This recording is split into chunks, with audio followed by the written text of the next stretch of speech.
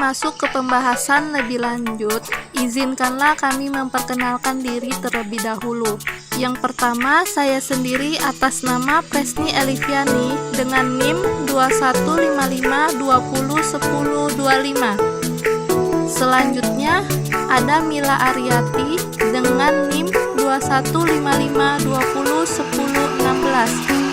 Dan yang terakhir ada Aldi Putra Pradana dengan NIM 2155201003. Kami dari kelompok 3 akan mempresentasikan materi dengan judul Reduksi Jumlah pada VSA.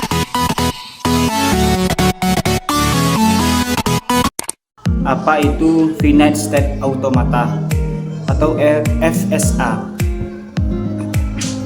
Finite State Automata merupakan model matematika yang digunakan untuk menggambarkan dan menganalisis sistem komputasi yang sederhana.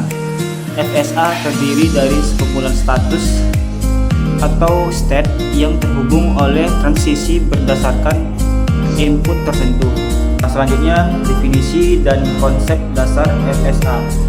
Satu itu sistem komputasi atau FSA adalah model matematika untuk sistem komputasi sederhana.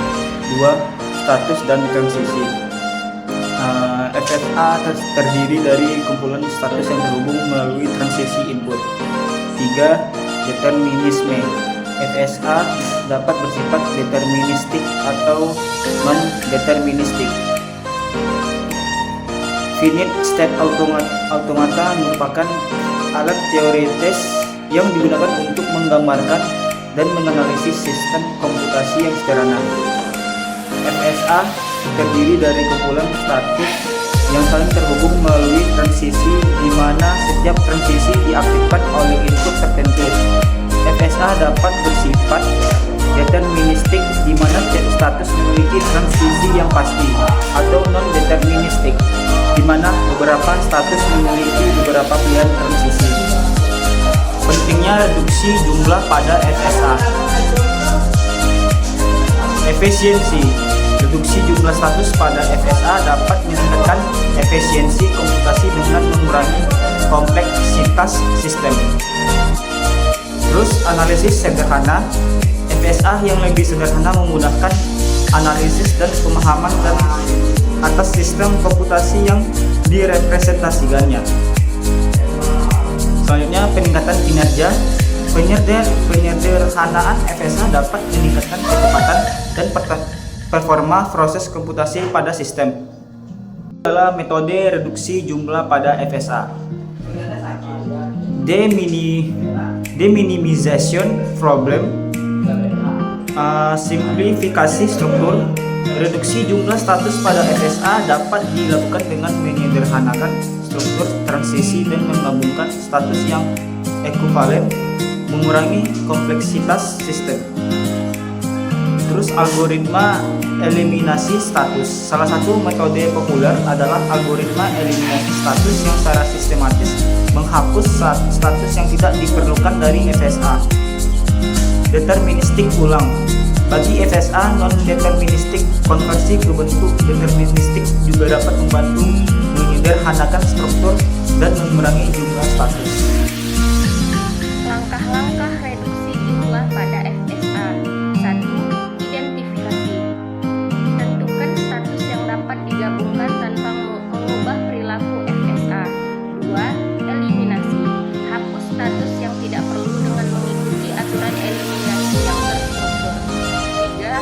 Konversi. Ubah FSA menjadi bentuk yang lebih sederhana tanpa mengubah fungsionalitasnya. 4. Optimasi. Lakukan penyederhanaan lebih lanjut untuk mencapai FSA yang optimal. Contoh kasus reduksi jumlah pada FSA. Salah satu contoh kasus reduksi jumlah pada FSA adalah pengotomatisan mesin penjual otomatis. FSA yang kompleks dengan banyak status dapat disederhanakan menjadi FSA yang lebih efisien dengan hanya mempertahankan status-status penting. Misalnya, FSA awal memiliki 20 status untuk menangani berbagai jenis pembayaran, pilihan produk,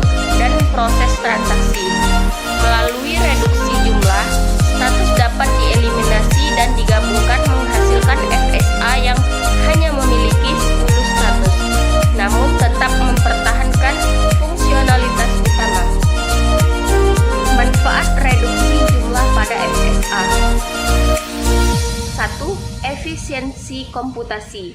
Dengan mengurangi jumlah status pada FSA, proses komputasi menjadi lebih cepat dan efisien. Hal ini bermanfaat pada sistem dengan sumber daya terbatas seperti perangkat embedded atau aplikasi mobile. 2. Analisis dan pemahaman. FSA yang lebih sederhana memudahkan analisis dan pemahaman struktur serta perilaku sistem komputasi.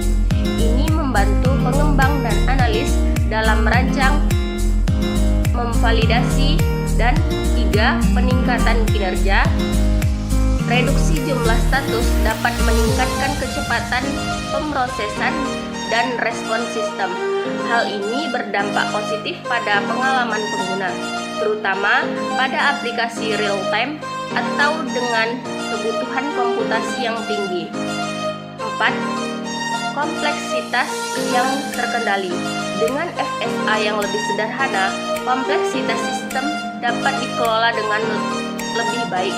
Ini memudahkan pengembang, pemeliharaan, dan pengujian sistem di kemudian hari.